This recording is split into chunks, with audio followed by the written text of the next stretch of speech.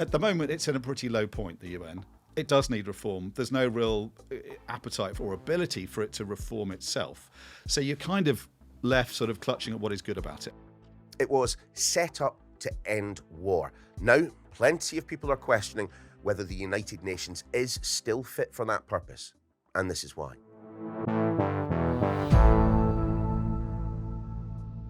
Hi everyone, Neil Patterson here, and since This Is Why started, we've been asking you for suggestions for future episodes.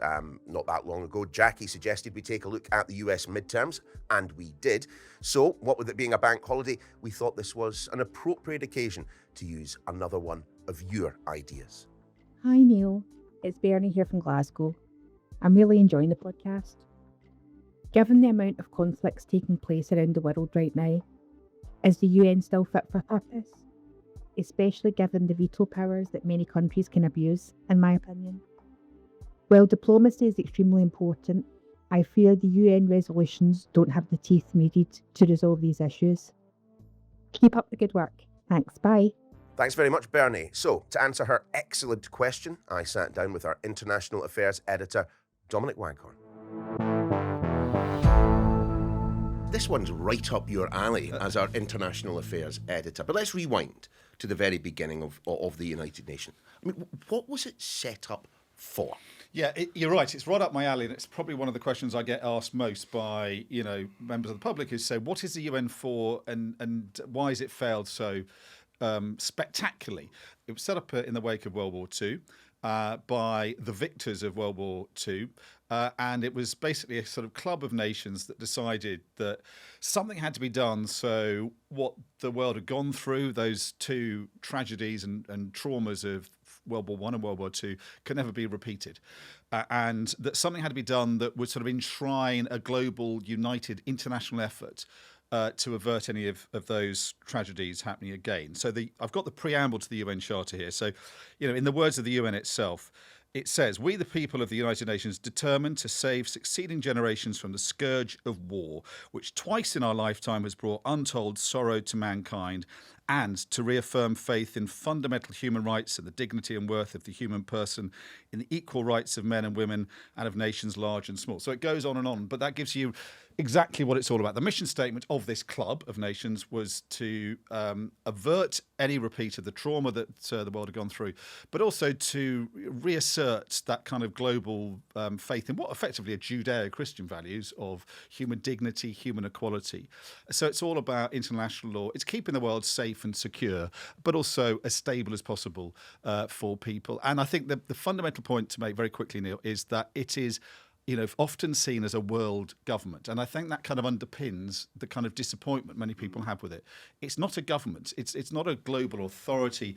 It is a club, and it has strengths and weaknesses like any club has. Explain exactly how the club functions then. I mean, structurally, what is the United Nations? Yeah, so to sort of continue with that club metaphor, it began as a club of 51 nations. It's now almost 200 nations. And it has a sort of the body of membership. That is the UN General Assembly that meets every year, but obviously comes and goes in other diplomatic ways throughout the year. And then it has an overarching committee called the UN Security Council, we've all heard of. That is made up of 5 permanent members. They are the 5 victor nations of World War II, so China, Russia, France, Britain, and America. And then a number, 10 other temporary members who rotate. So every 2 years, a different country or 10 different countries join those permanent 5. And the fundamental point about the Security Council is those 5 members have power of veto. So, the strengths of this club, if you like, are force multiplier effects. So, together the world, if it's focused on one, objective, that's a very powerful combination, particularly if the committee at the top is making things happen and galvanise it. But the weakness is the weakness of a club. If people don't see eye to eye, someone famously described it as herding cats. And so it's That's a good description. at its worst, it's a talking shop, but it's worse that's a Tower of Babel where people can't agree. And the worst, of course, is when those 5 permanent members do not see eye to eye.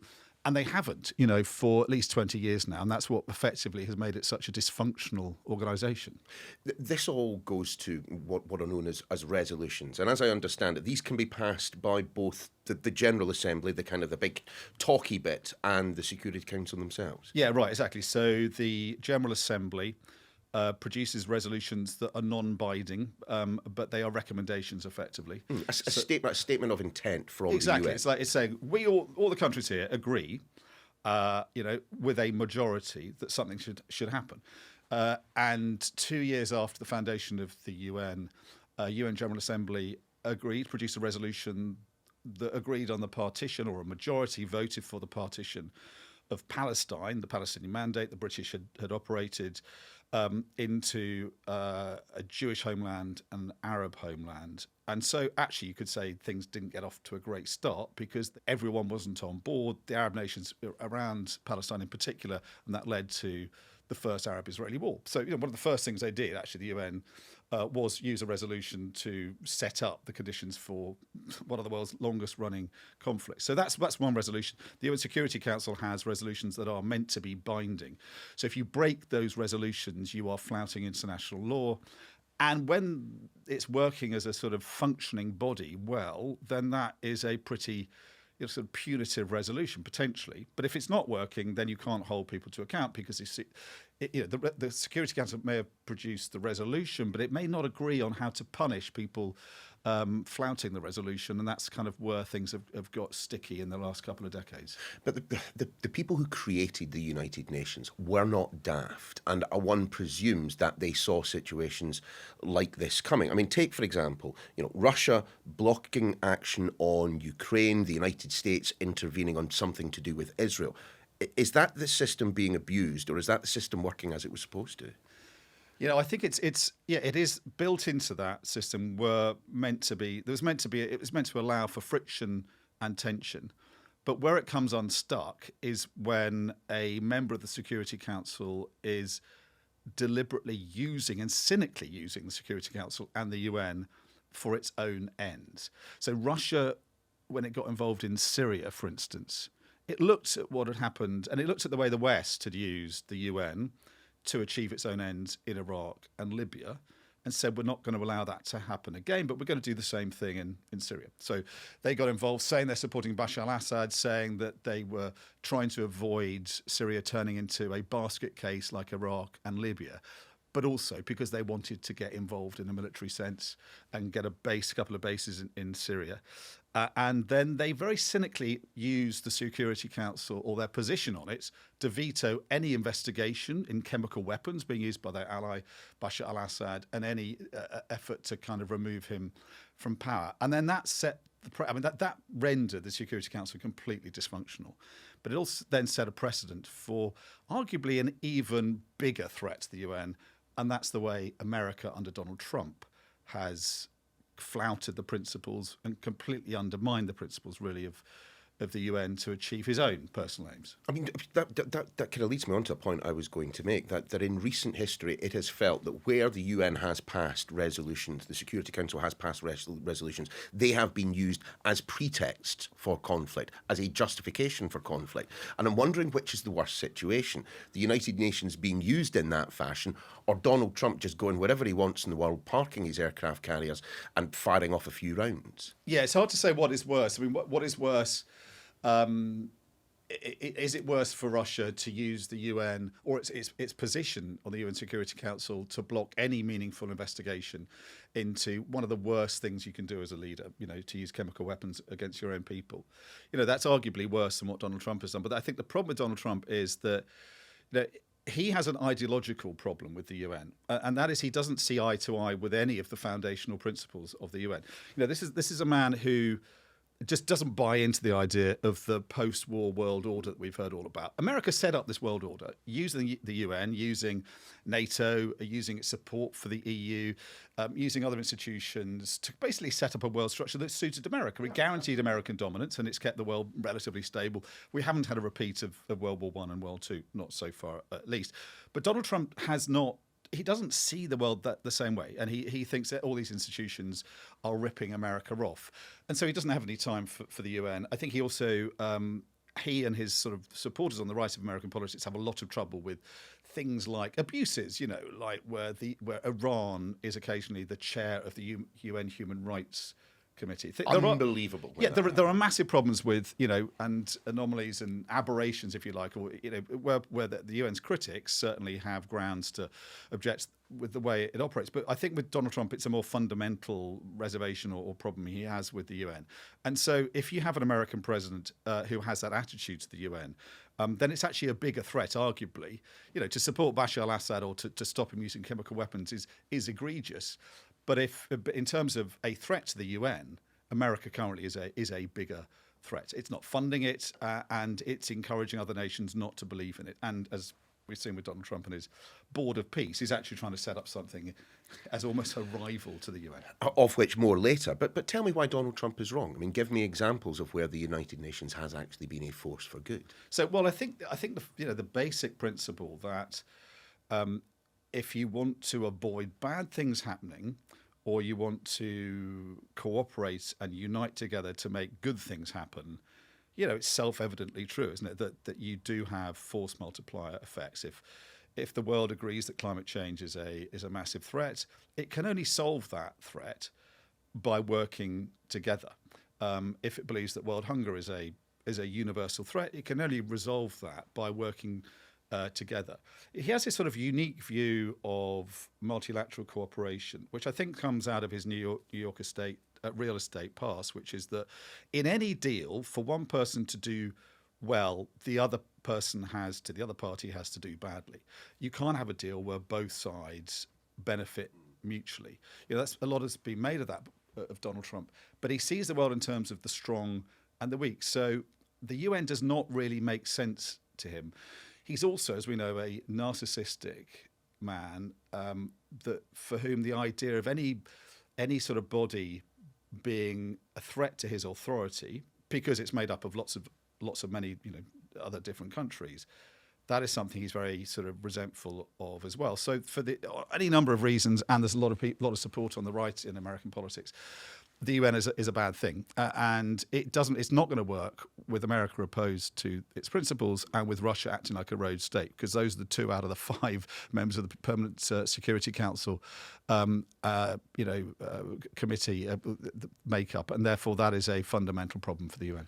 Isn't it also a kind of an added layer of complexion that over the course of the UN's history, I mean, since 1945, genuinely there are plenty of occasions on which the UN has got it wrong, or negative effects have flowed from decisions taken at the Security Council. Yeah, we are starting off with the partition of Palestine. That wasn't a great start because it didn't accommodate the aspirations and views of Arab states. And it used its authority in a way that did set up a conflict. Now, Israelis would say, well, it also gave us a homeland after 2,000 years of being persecuted. There's a lot to be said for that position as well. But it wasn't, it was a problematic start for the UN. Its support, the resolution that led to Western intervention in Libya, led to Gaddafi being toppled. It's always for the right reasons. It's always the right motivation, arguably. But that led to Libya descending into chaos. It also then led to Vladimir Putin's estrangement from the UN and all its principles, because his biographers say that he had the recording of Muammar Gaddafi being dragged out of the culvert and being beaten and bludgeoned to death. Putin's biographers say he watched over and over again, worried that the same thing could happen to him. So that was the moment when he kind of departed the UN family, if you like.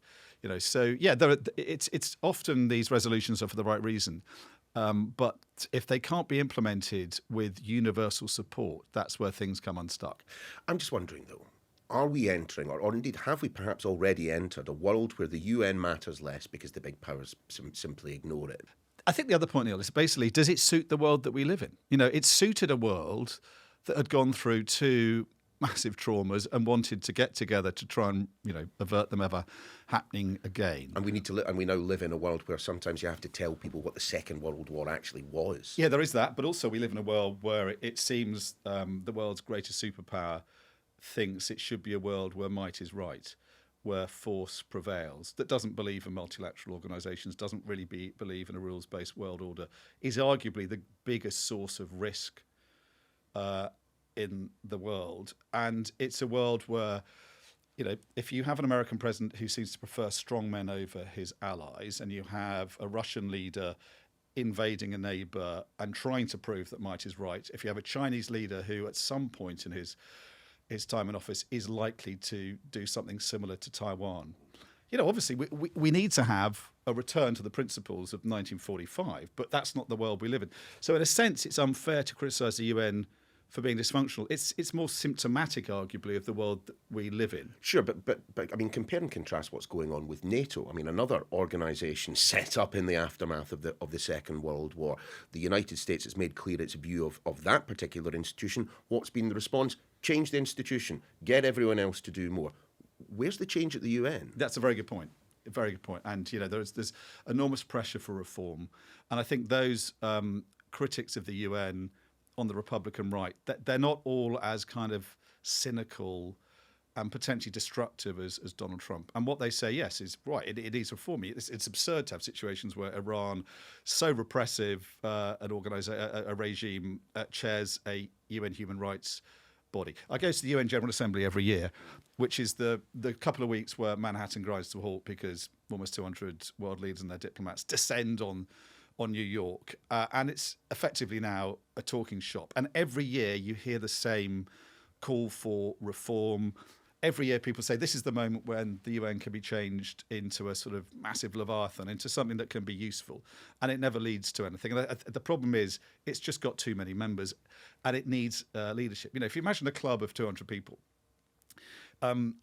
that's divided, that is like herding cats, you'd have to have a very united committee at the top of it to galvanise it, to turn it back into something useful. Yeah. If you've got a committee where one of the committee members is attacking the neighbours, the other one thinks that's a good idea, is almost in alliance with that member, and doesn't believe in any of the principles of the organisation, let alone the committee, and another member that's kind of abstaining on all the key issues of the club, you can't see this getting any better. So yeah, at the moment it's in a pretty low point, the UN.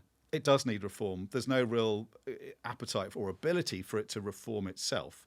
So you're kind of left sort of clutching at what is good about it, and that is the humanitarian mission. You can say that the UN was useless at averting what's happened in Ukraine or reversing the Russian invasion, but it's been pretty effective at bringing humanitarian aid, at bringing aid and helping the millions of refugees. It's been very effective for decades in the Middle East in bringing aid to the Palestinian refugees. It's fantastic at bringing aid. I mean, it's bureaucratic, it's lumbering, it could be a lot more effective, but bringing aid to natural disasters. So that's the best that could be said of it at the moment. I think the other point also is it in its very existence, it sort of embodies the high watermark of international organisation and unity. It's the closest the world has come to trying to get together and solve its problems. So if you knock it completely or undermine it completely, then you're kind of throwing that out, aren't you? Yeah, but it is very much a mid-20th century invention. I'm just pondering, if the UN didn't exist, would we set it up in its current form today? I mean, if the UN didn't exist today, would we invent it as it is? I don't think so. Well, is that would we want to, or would we be able to? Two different questions, aren't they? But I think, would we want to? I guess liberal Democrats would, because they believe that nations together are greater than the sum of their parts and the rest of it, and they would want to have a bulwark against the kind of more amoral, selfish kind of foreign policy priorities of China that would like to see the centre of gravity shift so they can dominate the world. Would we be able to? No, definitely not. I mean, absolutely not. I think that it was that moment when, in the wake of World War II, the world was getting together thinking how it can solve its problems, that it was possible. I think now, absolutely, but there'd be no chance at all, even though many people would like the idea. Yeah. Well, let's bring it back to Bernie. And Bernie, brilliant question, by the way. This has been a fascinating discussion. When Bernie says the UN feels toothless, she's got a point, doesn't she? Yeah, absolutely. Yeah, I mean, Lord Malloch Brown, who was a key UN diplomat for a long time, he said recently, yes, at the moment it is pretty useless. Yeah, and if you have a proponent of the organisations saying that, that's a fair verdict. It's useful, as I say, in terms of humanitarian work, in terms of bringing aid. There are other agencies that could do that. It has to be said that Donald Trump has also totally decimated the aid effort that America brings by cancelling, and so the UN is a very important kind of substitute for that. But yeah, to call it toothless is fair, but I think it's slightly misunderstanding the UN in that you'd expect a world authority, a world government to have teeth, to have power. The UN is a soft power body. It's not NATO. It can't agree together to go and attack a country or to defend a country or to get involved in Libya to ultimately, protect people there, but in an operation that could have been, foreseen to bring down a leader. It is a soft power organisation. So in a way, maybe it shouldn't have teeth. Maybe it should have sort of soft gums. The way it works is through everyone getting together and work, and that gives it teeth. And if it can't get together, then it's not going to have real power, and it's not going to have clout in the world. And the way things are at the moment, just because of the way it's made up and who's in charge, that is the fundamental problem. And that's the other big question, I think, is could you ever reform it so those 5 permanent members who've been in the job and blocking beds for decades, could you change that? Should Britain give up its seat so another country could bring sort of fresh blood to that committee at the top of the club? Unlikely to happen, but it's something that's worth considering, definitely. Thanks to Dom and, of course, to Bernie for coming up with the idea in the first place. Do hope we did it justice. Look, you can get in touch with ideas for future episodes or indeed your thoughts for today. Be like Bernie and email why@sky.uk. We're back again tomorrow.